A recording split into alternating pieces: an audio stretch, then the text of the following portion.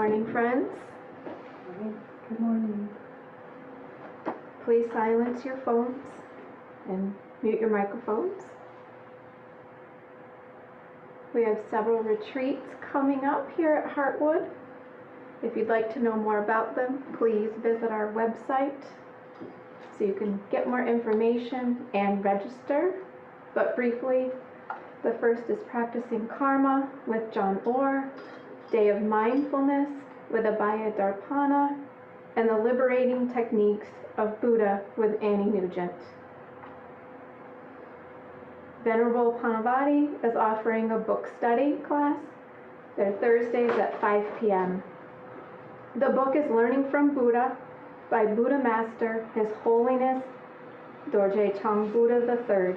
If you're interested in joining, please visit the retreat page on our website and select the book study option.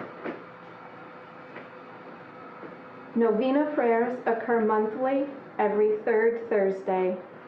Please send your confidential prayer requests for yourself or loved ones, including pets, who are sick, suffering, have misfortune, or have departed, to prayer@heartwoodrefuge.org. Fully vaccinated Sangha members are invited to Heartwood for Tuesday, Thursday, and Sunday Dharma, as well as Thursday book study.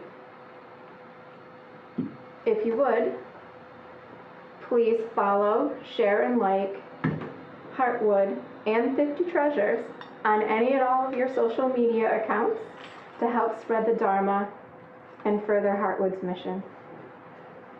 If you wish to donate to Heartwood, you can visit our website and find multiple ways of supporting us there. If you like to do it through Amazon, we have a wish list. Thank you.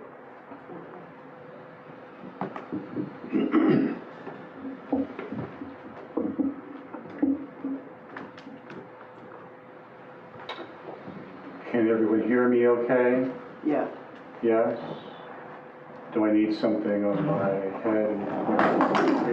I'm good. Okay. Oops.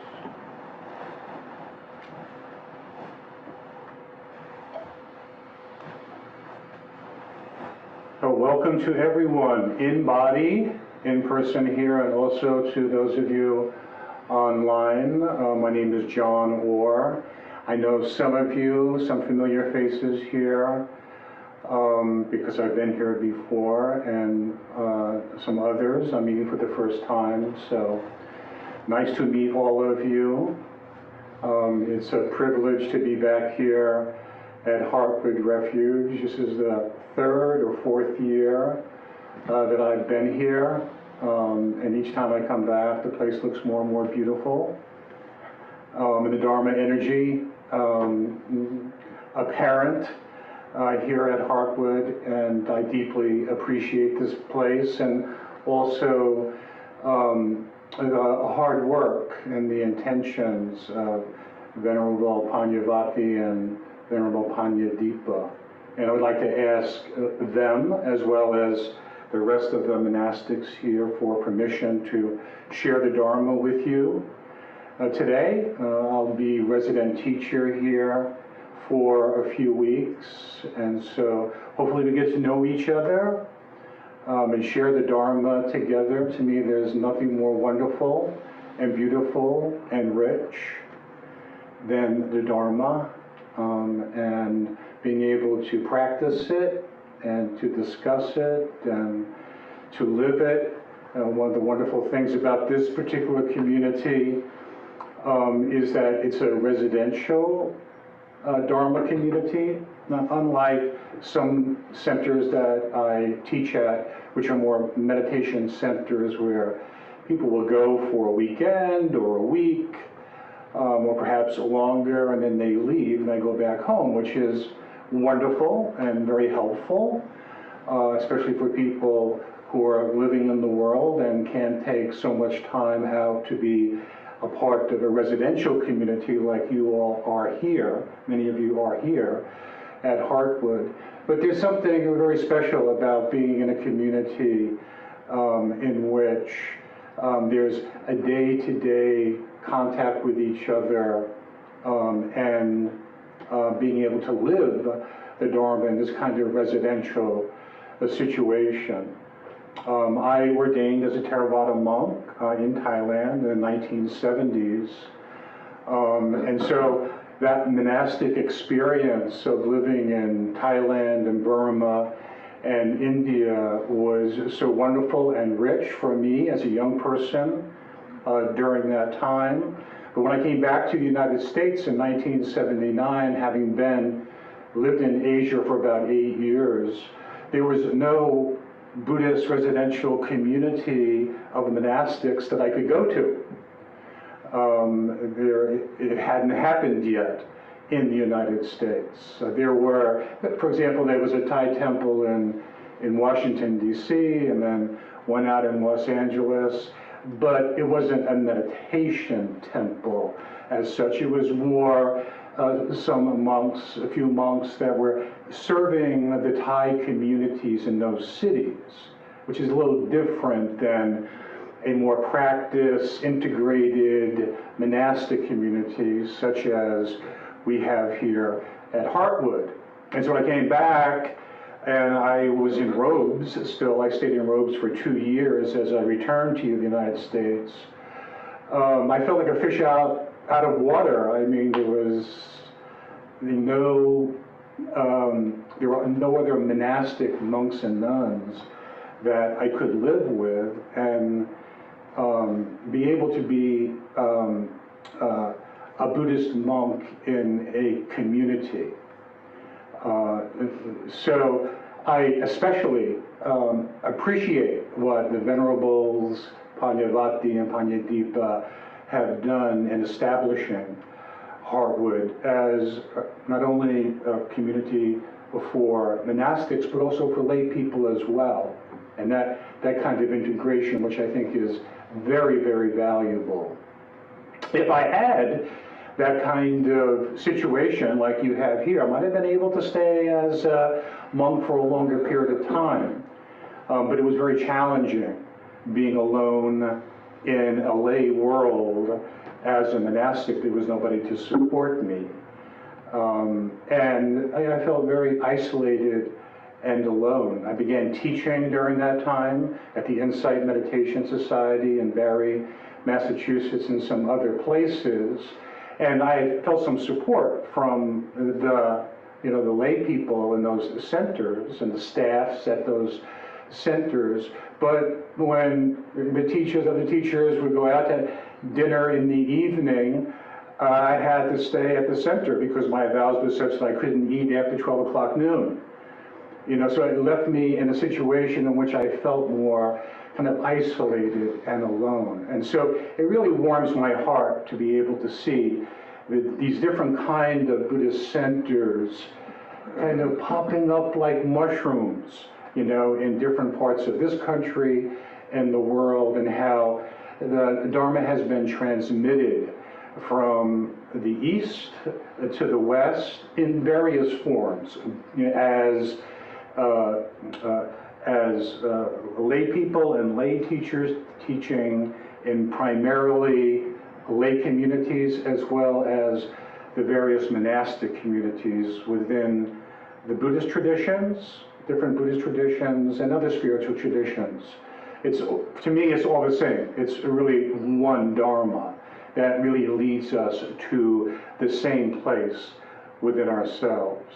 And so I feel honored to be able to once again be with you for a few weeks here, and also get to give the Venerables a little rest, which they deserve. I think it would be quite difficult to be giving 3 Dharma talks a week and to keep that going week after week after week, not just in terms of the teaching, but other responsibilities that come up for people here at the center.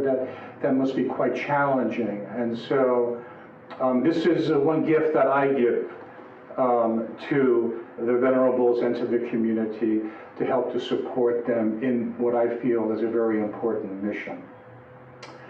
And I'm kind of jumping in midstream here with what you are all doing on your Tuesday classes.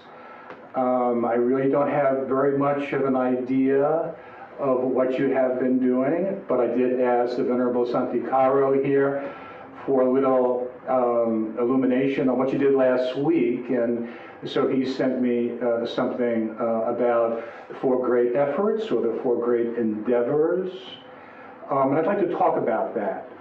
Kind of just my understanding of what this means, and how we can work within our practice in relationship to this. So, like all of you, there was a time when I was beginning with all of this. And the reason that I really sought after something that was going to help me with the great suffering that I was experiencing in my life at that time, as a young person, as a teenager, as a young adult. I ordained on my 24th birthday, and previous to that, had experienced a lot of personal suffering and suffering within my family that kind of really fueled the search for me in terms of how can I address this pain, this suffering that I'm experiencing in my life. There's got to be some way to do that. I was in college at the time, and I realized I was not going to find what I was looking for in college. The suffering was still there. The suffering was not going away. And so I had to leave. And so during the junior year of my college, I left. I was going to get drafted and sent to Vietnam. This was in the late 60s. And but I knew that I had to find something to address this deep pain within myself. And people come to the Dharma for many different reasons. Some people are curious. Some people have some memory of experiencing the Dharma and meditation from past lives. And so that's what brings them into the Dharma in this present lifetime. Or something just clicks inside and they read a book and something that's said in the book triggers something inside of themselves and they say, yes, this is what I'm looking for. And then each of us comes to it in our own way, however that is for us. For me, when I was traveling, I went to the north of Thailand and picked up a book by a teacher named Ajahn Buddhadasa called Handbook for Mankind. And in that book, he gives the basic teachings of the Buddha, the Four Noble Truths, the Eightfold Path, the Brahma Viharas. And when I read that, especially the Four Noble Truths, the fact that there is suffering and how suffering arises, and that there is the possibility for the cessation of suffering, and then actual path, teachings, a way, practices that can lead to the cessation of suffering, it's like illumination. It's like, this is what I've been looking for. I went into the Thai temple in Bodh Gaya, and there was a large bronze statue of the Buddha. I walked into that temple, I saw this bronze statue of the Buddha. All of my chakras opened up, and I realized I had found what I was looking for really my whole life. My whole life I was looking for this. Searching, where is it? I didn't know what I was looking for. But I knew it was there. I knew it was out there someplace. And so I had to go all the way to Asia to get it because it wasn't here yet in the United States. It hadn't arrived yet here like it is now. And that's one of the reasons I feel such gratitude and such joy, because it is proliferating and spreading, just like those mushrooms that I spoke about earlier, all over the place, where this message of freedom and of peace and of joy more and more is being made available to those of us who really want it, who need it, who thirst for it, that it is there for us. But it takes effort in order to do that. It's wonderful kind of to discover the Buddha Dharma and to read about the teachings and and how wonderful it all is and the promises within it. But as we all know, nothing really happens unless we practice it. And that's the hard part. The hard part is the practice part of it. And so that's what I wanted to kind of speak about some today, is what kind of effort is involved in our Dharma practice and in meditation. For me, in the beginning, it was strong effort, because I jumped into meditation. I had not done very much meditation before I became a monk. When I ordained, it was full-on meditation. I lived in a meditation center in the south of Thailand where I was ordained, and they did formal meditation practice from very early in the morning until late at night. It was meditation, sitting meditation, standing meditation, walking meditation throughout the day. And it was strong effort involved in this practice, which was great. It was exactly what I needed, and it was very challenging at the same time. Because there wasn't a lot in this particular technique or method of meditation that they taught at this place, that it was difficult for me to develop a certain degree of concentration. And so I was experiencing a lot of fear and negativity and anger and jealousy and envy and feelings of unworthiness and inadequacy, because I couldn't do this technique of meditation the way that I thought I should be able to do it. And everybody else seemed to be getting it right, but I wasn't getting it. It was like having an operation without the anesthesia. Because really what concentration and calm does is that it enables us to have a certain degree of equanimity and spaciousness with what arises in our experience. But I didn't have that foundation of concentration and calm, and yet I was experiencing the arising of what we call the kilesas, or the defilements, or we can refer to as they do in the four great efforts or endeavors, the unwholesome states of mind, impatience, grasping, desire, wanting to have this work, feeling as though it's not working, frustration, self-judgment, judgment of other people. All of this stuff was coming up for me without that kind of basis of more calm and spaciousness as these different, shall we say, unwholesome mind states were arising. They're not really unwholesome states, they're human states. Because we're born with a physical body, emotional body, mental body, and spirit body, all these different states of mind that are somewhat challenging and painful to us, when the conditions are there for their arising, they're going to arise. You know, I would walk into the meditation hall at this center in southern Thailand, and they did this technique called yak mu. Yak mu means hand raising. And so we'd raise our hands like this.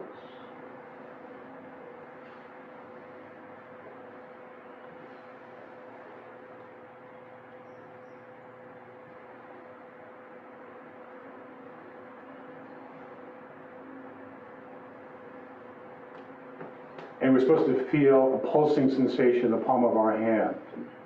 In Thai, it's called Gurt Dap, which means birth and death, birth and death, birth and death.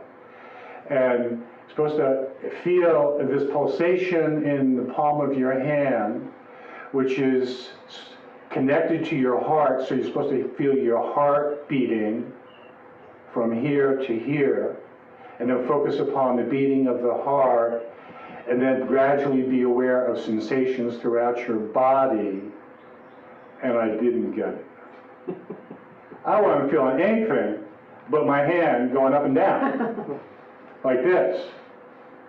You know, and I walk into the meditation hall, 100 monks, 20 novices, 50 nuns, all sitting there, cross-legged. And I would think, they got it. They're getting it. They feel it. And I'm not getting it. What's wrong with me? You know, why can't I do this? Sound familiar? You know, judgments. Am I getting it right? Am I not getting it right? What happens if I don't get it right? You know, this is the last stop for me.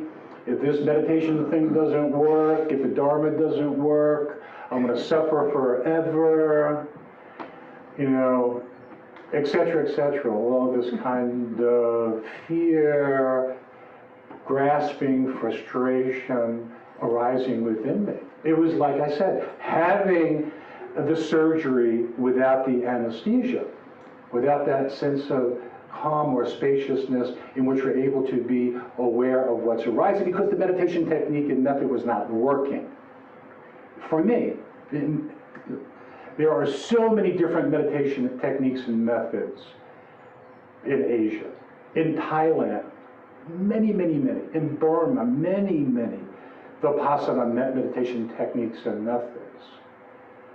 You know, because the practices have evolved over time, through centuries, through thousands of years in that part of the world. I remember one time, in this particular monastery that I started my practice in, the afternoon schedule was the bell would ring in the center of the monastery. All the monks and novices would gather in the center of the monastery. Big ring of monks and nuns, you know, like a large number. And we'd all stand for an hour in standing meditation without moving. It's being aware of the contact of the feet on the ground, the beating of the heart, if you could feel that. Do I really have a heart? Is it beating? Stand there for an hour. And then the bell would ring. I mean, for 2 hours, we'd walk in a big circle without stopping for 2 hours. And it went in a clockwise direction, this circle, as we walked. Slow walking meditation. In the heat, in the middle of the afternoon. And in the walking meditation, you're supposed to feel the pulsation not in your hand, but in the bottom of your feet. As you walk, you lift your foot and move it in place. And then you lift the other foot, move in place. And so the idea was to connect with the pulsing on the bottom of your feet as you walk. Well, if I couldn't feel it here, it's not likely I'm going to feel it down there, right? And so I couldn't feel it. And so I mentioned this to some of the Thai monks, and I had coaches on each side of me, where they took me aside and they coached me on how to do this walking meditation. Now lift your foot and move it and place it. Can you feel that pulsation on the bottom of your foot? No. Lift, move. Can you feel it now? No. Couldn't feel it. One day, as we walked in this big circle, my mind snapped. And I started walking in the opposite direction of everybody else. Faster walking than everybody else, but in a counterclockwise direction. And then I had just kind of lost it at that point. It was like, I can't do this. This is crazy. This is more suffering than I was experiencing before. So they took me to the teacher. This crazy Westerner. They took me to the teacher, and I said to the teacher, I can't do this. I am not feeling this pulsation in the palm of my hand. I'm not feeling it, in the bottom of my foot. I ain't feeling it at all. Are you sure this is what the Buddha taught? Great doubt. And so he held up a picture of the Buddha in this kind of mudra where the Buddha has his hand like this, and there's a Dharma chakra in the palm of the hand, like this. And he said, yes, the Buddha taught this. See, right here in the palm of the hand. I didn't know any better. I found out later that this particular teacher had spent years, something like 3 or 4 or 5 years, living in a room. He was ordained, living in a room by himself in solitude for an extended period of time. And he essentially created this technique of meditation, which worked wonderfully for him. It worked wonderfully for other people, but it wasn't working for me. But I had a book because I visited another Thai teacher named Ajahn Buddhadasa, who gave me a book on mindfulness of breathing. And I showed this teacher the book on mindfulness of breathing, and I said, can I practice this? And he relented, and he said, okay, because I couldn't leave that place. It was during the monsoon season, the Vasa, and once you go to the monastery or the place where you're staying for 3 months, you cannot leave overnight during that 3-month period. So I was in there. There was no way that I could leave the place. And so I started practicing mindfulness of breathing and started to get a little bit more of that sense of spaciousness and calm, just being able to be aware of the breath.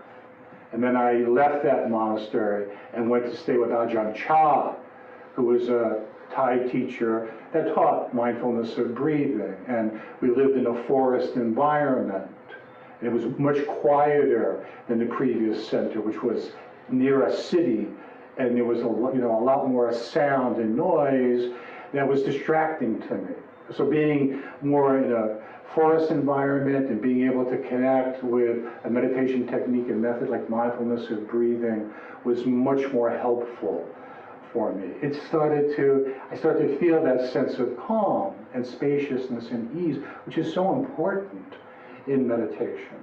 Especially because when we go deeper within ourselves, we're going to experience what the Buddha referred to as the unwholesome states of mind, or the kilesas, this fear, anger, and judgment, and jealousy, and envy, and grasping mind, stronger desire, etc. It's going to be there, and we have to be able to be present with it and open to it, but there has to be a certain container that enables us to be present with whatever is arising in our experience in a skillful way. And so I started to experience a little bit more of that, shall we say, that Dharma container. And part of that Dharma container was the monastic life. Ajahn Chah, what he emphasized in his monastery was the precepts and the monk's vows, the Vinaya, the way of the life of being a monastic, in a community, and chanting together and meditating together and working together. That was really more the emphasis than any kind of meditation technique or method. And that helped to create, again, more of that container, where that Dharma container in which I could be able to experience more of the tough stuff, the difficult stuff that was arising for me, especially the negativity. That came out first for me in my practice.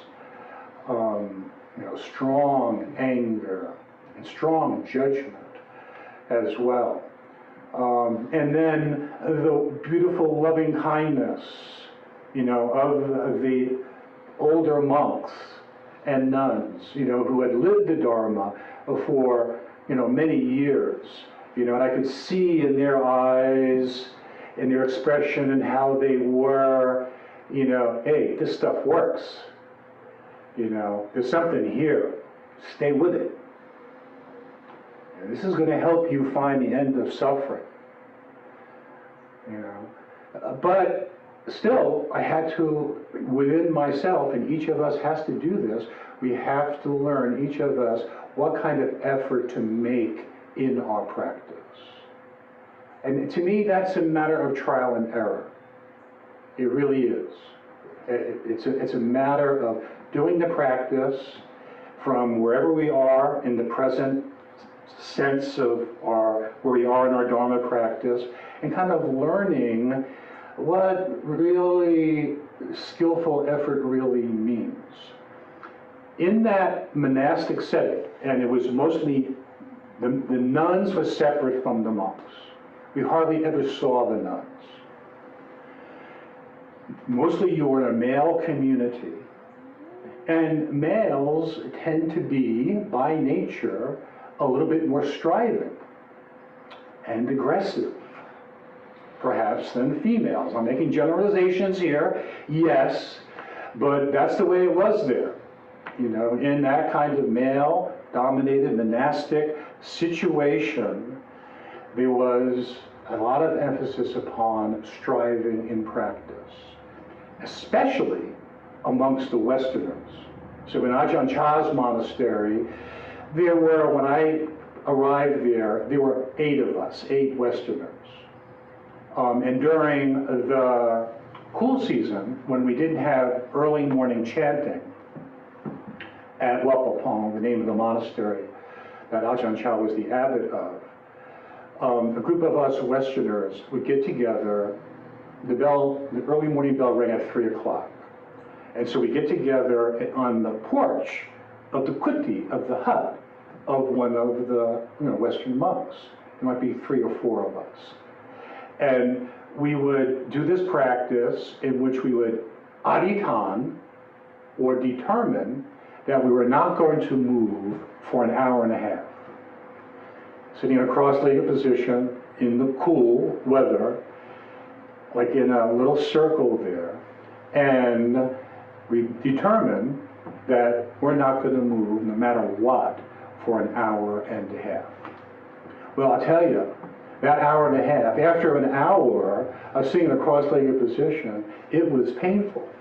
And it became even more painful after an hour and 5 minutes and 15 minutes. I'm sitting there in great physical pain, and my mind kind of going all over the place because of the physical pain that I was experiencing, and just gritting my teeth and holding on, and I'm not going to move unless somebody else moves. And nobody else was moving. And I got to sit here with this physical pain and all this stuff that's arising inside of my mind, and really not enjoying myself at all. And it was this kind of striving, that was really emphasized a lot, in this particular monastic, strong male monastic kind of community. Especially amongst the Westerners. I mean, we do different things. Like, for example, we'd have toothbrushes, so we made toothbrushes out of wood by shaving the wood and kind of making finer pieces of wood at the end to brush our teeth. That's with salt. That's how we brushed our teeth.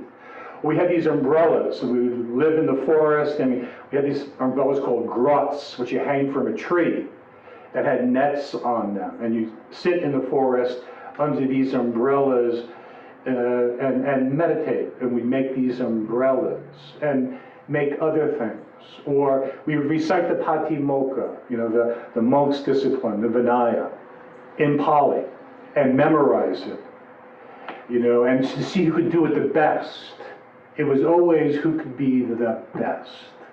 There was a lot of striving in attempting to be the best. And I remember one, and this was just antithetical to the Thai people. And I remember one Samanera, young Thai Samanera, coming up to me and saying, why do the Westerners have to be so gang? Gang means skillful. Why do the Westerners have to be so skillful at everything? It's because that is the way we were brought up. We were brought up to be the best, to succeed, to be the best student in the class, to be successful. That's how we were conditioned and programmed, in our culture in growing up. You see, that kind of carried over into how we were kind of approaching our meditation practice and the Dharma. The Thais were not so much that way at all, but it was really evident with the Westerners in terms of the competition, competing with each other, and kind of all of that coming from a place of self, of I, of me, of ego, of striving, of trying to get it right, trying to be the best. And that's okay. It gives us the opportunity to look at our conditioning, which is a lot of what the Dharma and meditation practice is about, which is being present and aware of our conditioned minds, how our minds are conditioned, how we think, how we approach things, our intentions. That's a significant part of the practice. But we didn't see that clearly. I didn't see that clearly at all. I thought that what great effort meant is to strive in order to get something, in order to be something, in order to attain something that I didn't have right now. To me, that's what effort meant. That here I am, a suffering being, worldling, and I need to do this practice in order to attain enlightenment so that I can be free from this suffering. But in the process of it, it was oftentimes creating more and more suffering for me. So it's kind of a catch-22, in which I got trapped, and sometimes perhaps we get trapped in terms of what I am looking for I don't have already, and therefore I have to strive in order to attain what I don't have, even though the Buddha, as he was awakened, as he was enlightened, said, through this enlightenment, through this awakening, I have attained nothing. I have attained nothing that wasn't already here inside of myself. Those were his words, but this is not something which at that time I really understood. And so again, trial and error. How do we make a skillful effort in our practice? And where does that skillful effort, where does that come from within ourselves? Where does skillful effort, endeavor, where does that come from within ourselves? Does it come from the mind? Does it come from ego? Does it come from desire? Does it come from wanting? Does it come from striving? What does it come from? Presence? Does it come from an open heart? Does it come from kindness, compassion, equanimity? Where does our effort come from within ourselves? This is really a good question. In terms of speaking about the four great endeavors, efforts, where does our practice, where does it come from within ourselves? This is really, really, really key. It has been for me in terms of my practice. And really, the essence that I have found of where skillful effort comes is from presence, which is the same thing as mindfulness, as sati, being present in the moment. It comes from the open heart and compassion and love. That this is when I make an effort that is more love-based and love-centered rather than more ego-based and grasping and wanting, then it really transformed my practice. It really changed my practice. Because essentially, presence says that all I really need to do is be present in this moment and aware of what is, aware of what I'm experiencing in this moment. I don't need to be striving after something, trying to get something, trying to attain something, which oftentimes takes me out of the present and more into the future in a certain sense. Kind of takes me away from just being here and now in this moment, present with an open heart. Can you feel the difference between the two types of efforts? That when I'm able to just be present in the moment and aware of what is, which is the essence of what Vipassana meditation is. When I give a definition for Vipassana, I give the definition of being present in the moment and aware of what is. Being present in the moment and aware of what is. Say it with me. Being present in the moment and aware of what is. Being present in the moment and aware of what is. Isn't that simple? I mean, it's simple. How much more simple can it really be? Being present in the moment and aware of what is. That doesn't mean that it's easy to be present in the moment and aware of what is, as we all know. I mean, what should be the simplest, it could be the simplest thing in the world, can also be, at times, the most challenging thing in the world because of what comes up for us when we're present in the moment and aware of whatever it is that's arising for us in the present moment. You know, for example, if there's anger that's arising inside of me, and I have aversion to anger, I don't want to be angry, or I'm judgmental towards myself because I'm angry, or I'm judgmental towards somebody else because they're angry, or them being angry and my experiencing the energy of their anger, and therefore me feeling fearful because of their angry energy and what's coming at me in that moment, and wanting to defend myself against that negative energy. All of that becomes more and more complex, becomes more and more challenging and difficult, because there are kind of layers around being present in the moment and aware of whatever it is that I'm experiencing and how I'm relating to what is experienced, what I'm experiencing. So it's not only being present in the moment and aware of what is, but also how am I relating to what is arising from me in the present moment. And how am I relating to that? Am I relating to it with aversion and dislike and not wanting and wanting to protect myself? Am I relating to it through stronger grasping and clinging and holding on to what might be more pleasant and enjoyable in my experience? So it's not only being present in the moment and aware of what is, but how am I relating to this present moment's experience and what's arising for me in this moment. That is key. That is really key in terms of right effort, is how am I relating to my present moment's experience? This is the key. This is really the key that kind of opens the Dharma door to freedom. Because that's what I have control over.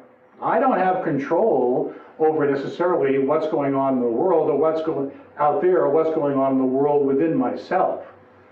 And I'll give you an example of that. So one of the great endeavors here, the four great endeavors, is to abandon unwholesome states that have already arisen. To abandon unwholesome states of mind that already have arisen. I've lived in the Durham Chapel Hill area, in a small town outside of Durham Chapel Hill called Hillsborough. For 38 years I've been in that area. It's been wonderful, you know, in many, many ways. And I lived on this property in Hillsborough for 34 years. And I just decided to leave it. I am in a relationship with my partner who lives in Alexandria, which is north of Asheville. So I've been preparing my home for sale. I've moved up here, and I am preparing my home for sale. And any of you who have sold a home knows that this is one of the most worst things you could ever do in your life. Is to move and sell your house. I never did this before. You know, prior, I came from Thailand, the monastic life, to living in meditation centers, to coming to Durham, living in an apartment in Durham, to buying this land in Hillsborough. And first living in a mobile home on the properties, 10 acres, with secluded, beautiful property. And then in 2000, building a house with my then wife. I never really had a big move or sold a house.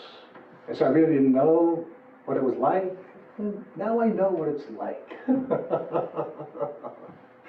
And it's just brought up a lot. You know, a lot of memories.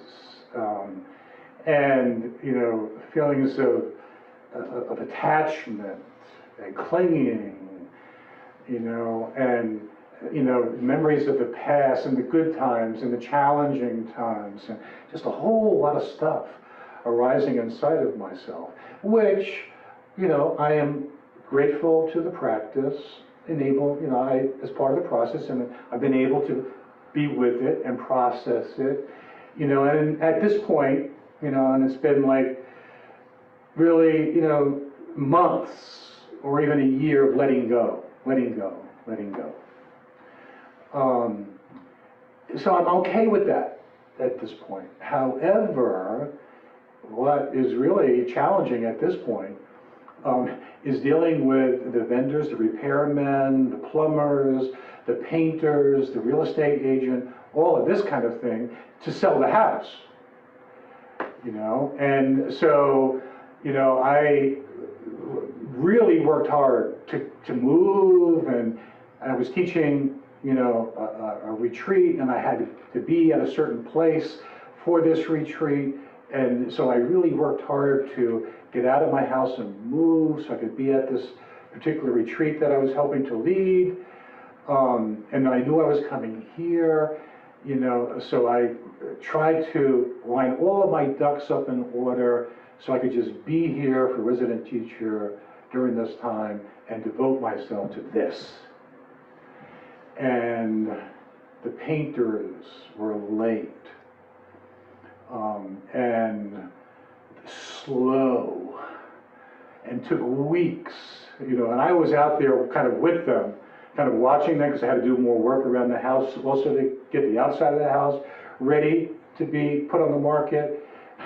They were working so slow because they were being paid obviously by the hour, and they would paint and maybe just watch the paint dry and then paint a little bit more and watch that dry. And I'm like, okay guys, let's go, you know, let's get this finished so, you know, I can put this house on the market and not have to deal with all of this while I'm at Heartwood being resident teacher and leading a retreat this weekend.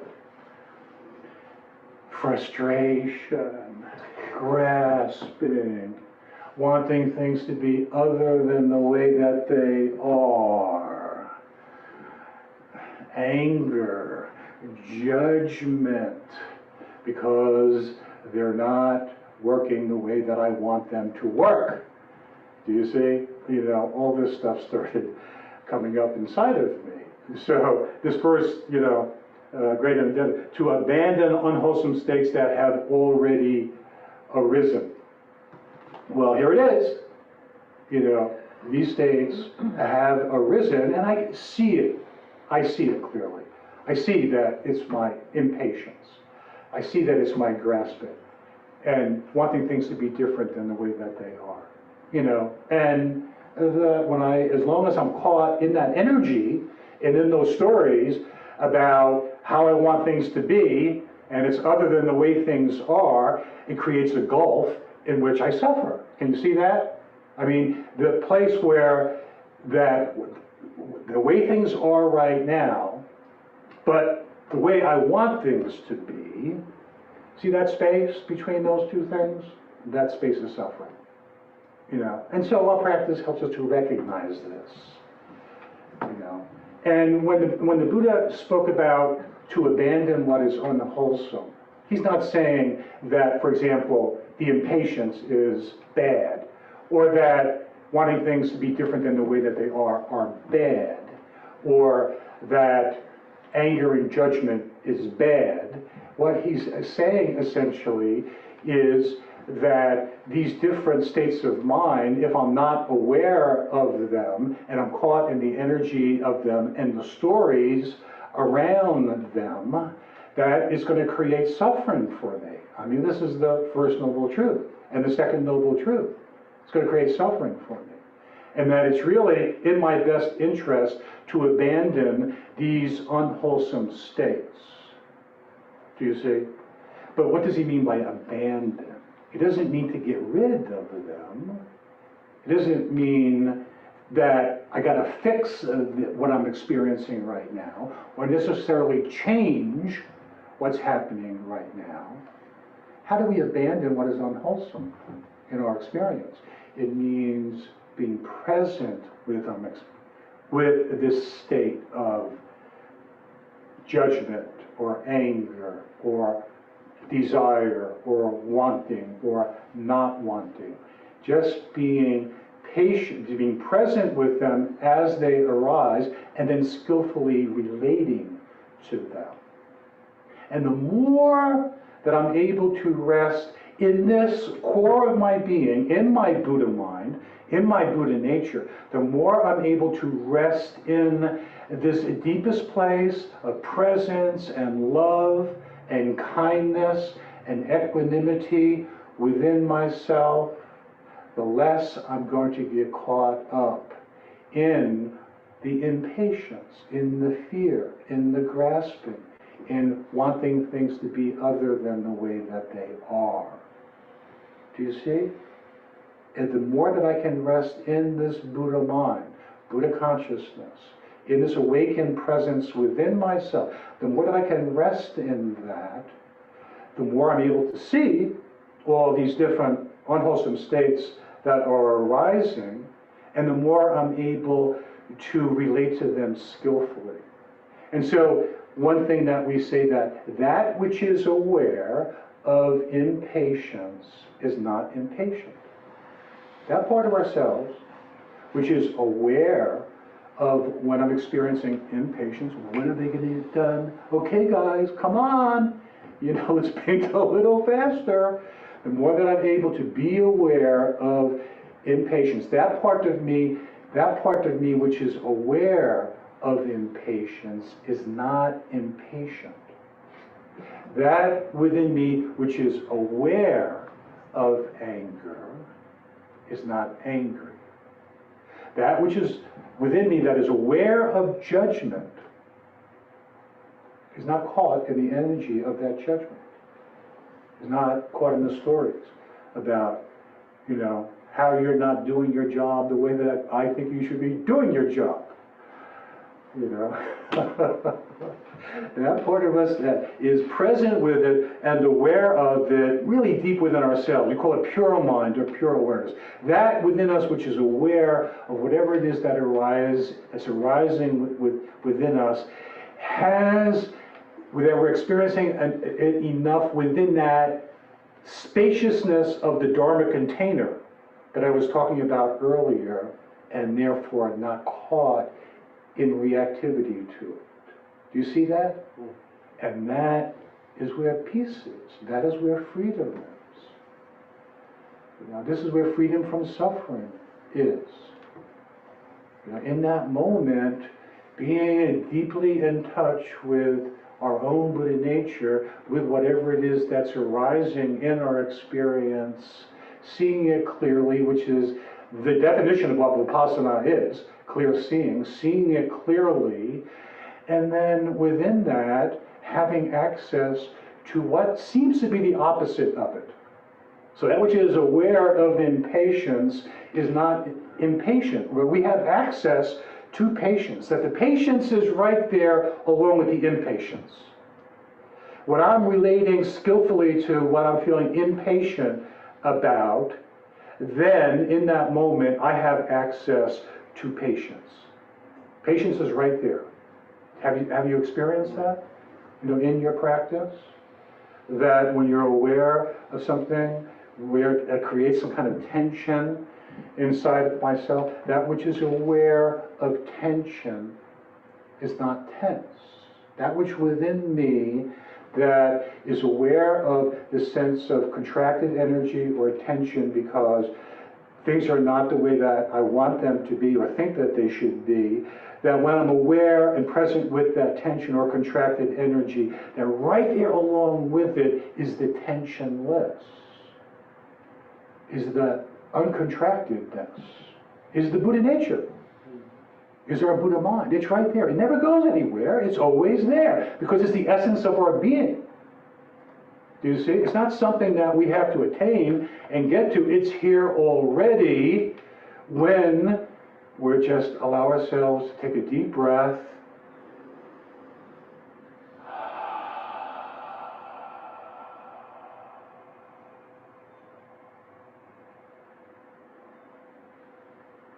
And rest in it. Be present in it.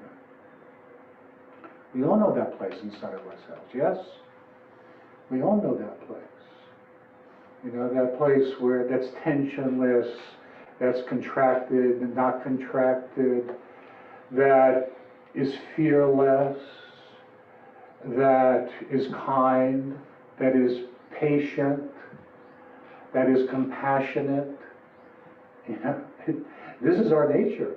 This is who we are. This is the essence of who we are. And at the same time, we're human, and we have lots of conditioning and conditioned mind, and the fear and the tension and the anger and the frustration and the grasping is going to arise, and that's okay because we can hold both of these things simultaneously. We can hold the unwholesome and the wholesome simultaneously because they're both there. They're both. We have access to both of them. To me, this is one of the beauties of the Buddha's teachings, is that we don't have to get rid of the fear and the negativity and the greed and the grasping. All we need to do is be present with it and in touch enough with this Buddha nature within ourselves to relate to it in that moment skillfully. Do you see? It's just wonderful. It's a wonderful way to live, to prevent the second endeavor, to prevent the arising of unwholesome states not yet arisen. So if we know that there's something that is going to bring up strong grasping for us, or strong fear for us, or strong negativity for us, what is the most compassionate thing that we can do for ourselves? To prevent, not to place ourselves in situations that's going to bring it up. So, if I have an attraction to pornography, for example, and pornography is going to create a lot of sexual stimulation for me, and strong grasping and desire and attachment, well, I may want to stay away from the porn. Get a filter for my computer, or not have access to it in a way in which it's going to create this stronger grasping or clinging for me. And this is the basis of a lot of addiction, is to really be aware of that which causes stronger grasping and clinging within ourselves, and to learn how to skillfully relate to those things so that the unwholesome mind states, body states are not arising for us. Make sense? The third one, nurturing or arousing wholesome states of mind that have not yet arisen. So, what helps us to arouse wholesome states of mind? Let me hear from you.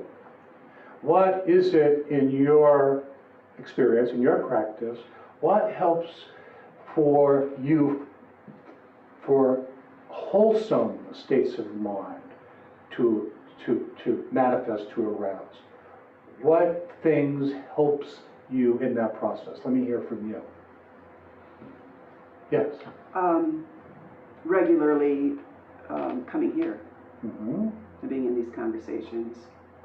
What is it about being, what is your name? Elsie, Elsie, what is it about being here at Heartwood that helps to arouse wholesome states of mind for you?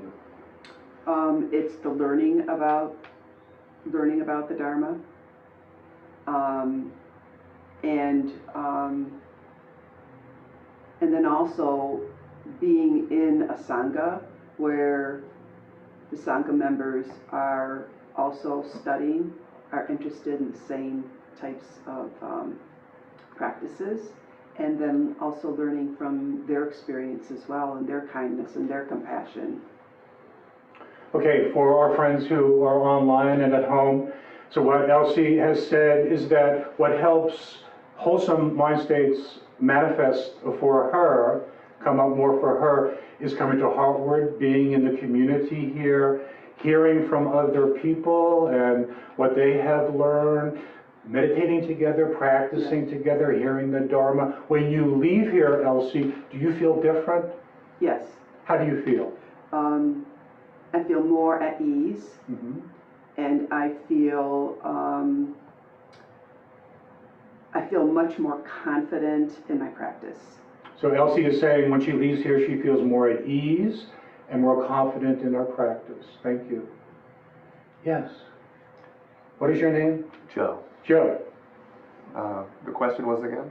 What is it that arouses, brings up wholesome mind states for you in your life, in your practice? So what I'm trying to do currently is replace, so the mind is judging, my mind is judging all the time.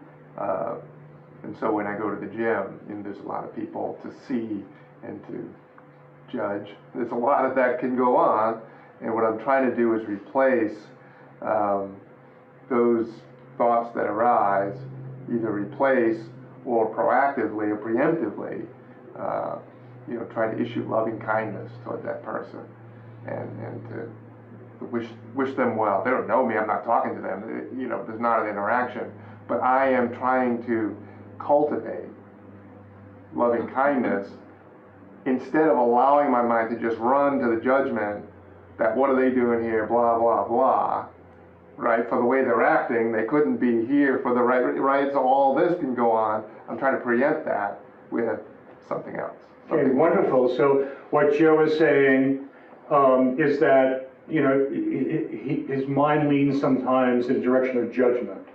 For example, when he goes to the gym, and where normally his mind might be judging other people for what they look like or how much iron they're pumping or whatever the case may be, that instead you preempt that in a way by practicing the Brahma Viharas, by practicing loving kindness or practicing compassion. And by practicing and working with kindness and compassion, you're getting in touch with that innate loving kindness and compassion and non-judgment inside of yourself, and therefore not getting all caught up, in the judging mind. This is what I was speaking about, that right along with the judgment is that which knows kindness, or that which is compassionate. It's right there along with the judgment. And so your intention as you go to the gym and getting in touch with that kindness and compassion within yourself via your practice enables you to be able to go to the gym and not get all caught up in that judging mind. And there, lies freedom from suffering. And it makes the workout a lot more enjoyable, I think, right? When you're able to approach it that way, much more enjoyable. Yeah. Thank you. Yes, what is your name? Joshua. Joshua. I think everything that allows me to come in contact with my Buddha nature, or because I'm a Christian, I call it, the Buddha Christ nature, and to feed it energy by focusing on it and allowing it to become much more directive force in my life helps me achieve these things. So this could be coming here, going to church, receiving the Eucharist. Also prayer and meditation are really, really great, because when I meditate, I feel like I am able to join or re-find my true Buddha nature.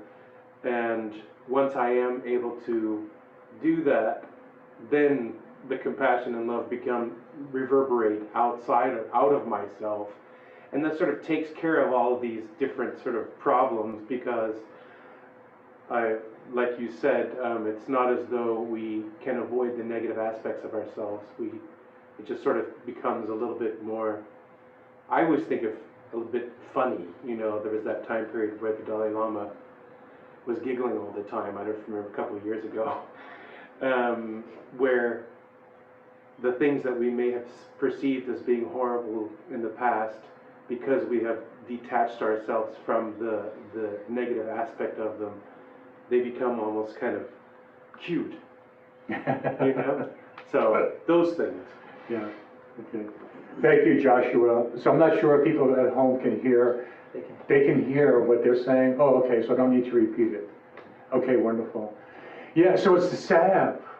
You know, it's that salve that you're talking about. The Buddha referred to it as medicine, you know, Dharma medicine that cures the ills of the world. You know, it's the same thing. You know, you're getting in touch with your Buddha nature or Christ consciousness. It's the same thing. When we're in touch with that essence of our being, and we experience the human, difficult, more challenging stuff, we experience it differently, because we're able to relate to it differently, from a different perspective within ourselves. It becomes more manageable, and even maybe a little cute and funny, you know, rather than a whole lot of suffering. Thank you for sharing that. Yeah. Yes. Hi, my name is Mani, Mani. and I have a few methods. One is I bring to mind someone who I really love a lot and don't judge and just accept fully. And then I think everyone's the same, and I just, with equanimity, I just like see everyone in that way, and it really expands me a lot. And it just brings me into a state of just loving everyone. And then if I come in contact with someone who irritates me or triggers me, I think, wow, I don't have enough room in my heart for that. So I just go into that place where there's not enough room, and I just shift it. So it's just very helpful, those two simple practices.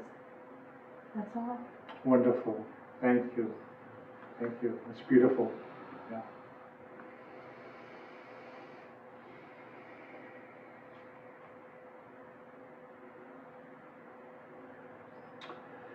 Thank you for your sharing. And the last one is nourishing wholesome states that already have arisen. So when we notice when we're patient and kind and non-reactive and generous, when we experience these different states, when we experience when we experience, for example, generosity, it can be helpful to notice that I'm experiencing generosity right now. To really feel that mind state of being generous. What does that feel like? What does it feel like when you're experiencing generosity? What does that feel like to you? What does it feel like? Openness. Open, expansive. What else? Bliss. Bliss. It's a sense of freedom, in a way. Freedom. Connectedness. Generosity. Non-grasping. Non-grasping. Non-grasping. Not holding on to. Sense of openness. Sense of letting go. A sense of freedom. Generosity. So what this endeavor is saying, when we experience a wholesome state like generosity, know you're experiencing generosity. What does that feel like? Feels wonderful. When we're experiencing loving kindness, how does that feel? When you're feeling loving, how does that feel? Warm. What's that? Warm. Warm. It feels warm. Effortless. It feels effortless. Non-separation. No sense of separation. No sense of me and other. Just love. That's all. Just kindness. That's all. When we're experiencing patience, what does that feel like when we're feeling patient? Ease. Ease. What is it? Ease. Ease. I'm sorry, I'm a little bit hard of hearing. Getting older. Ease. What else? We drop the argument with reality. What's that? We drop the argument with reality. You know, patience is contentment. Contentment. It's like a slowing down. When you're patient, things just slow down and you get really present. Yeah. That's a slowing down. You're present. The mind's not impatient, not moving into the future, not grasping, not wanting. Contentment, peace, ease, presence. Okay? So when we experience, these different states, we experience compassion. What's the feeling of compassion? You feel compassionate? It could be everything, because when you become so empathic, with compassion, so you could feel anything. You could feel someone else's suffering, someone else's joy, someone else's pain. It's like everything moves through you. Exactly. That's wonderful. You can feel your empathy and connectedness with other people's joy and their pain, their struggle, and their ease, that we're really connected through the heart to what other people are experiencing very directly, because there's not that sense of separation between self and other. Do you see? So what the Buddha is saying in this last great endeavor is that we experience these wholesome states of mind, not to just let them pass by, but to recognize them, to be present with them, to feel them, to open to them, because they really help to create a balance for us. Being human can be so difficult and challenging at times. Can it not be? Yes. And so many of these more unwholesome states of mind, like the fear and the judgments and the anger and the greed, can be so challenging at times, that to be able to experience the wholesome states of mind, and to really feel them, imbibe them, it creates a certain kind of balance for us in our practice, in our life. And that is one of the key things in the four great efforts, or the four great endeavors, is where can we have a balance in our practice?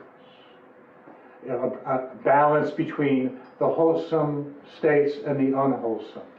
A balance between adhering karma and non-adhering karma, which is something that we're going to be talking about this weekend, at this weekend retreat, how to practice with karma. So a lot of the retreat is going to focus on karma. We're going to go very deeply into Buddha teachings of karma and how that relates to our practice, how to work with karma in relationship to our practice. And so much of it comes back to balance, finding the balance between being human and this conditioned human being and mind and body and everything that arises in our experience, and being in touch with our Buddha nature, our Christ consciousness, and being able to hold both of these more and more simultaneously in our experience.